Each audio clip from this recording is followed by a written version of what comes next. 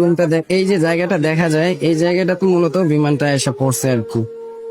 এই যে দেখা যায় এই জায়গাটা মূলত এরকম ফাঁকা ছিল না, বিমানটা পড়ার কারণে এরকম ফাঁকা হয়েছে। আর এই যে মাঝখানে দেখা যায় এটা ক্লাসরুম ছিল, অথচ এখানে ক্লাসরুমের কোনো অস্তিত্ব দেখা যায় না।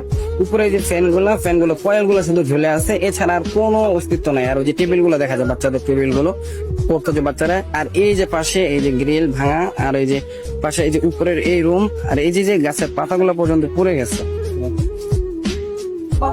কাছে থেকে দেখানো যাইতেছে না, কারণ কাছে যাইতে দিচ্ছে না, এদিকে ব্যারিকেড দেওয়া, এই জন্য। আর এই যে নিচের এই জায়গাটা ফাঁকা হয়ে গেছে, আর এই যে এখানে মানে পুরো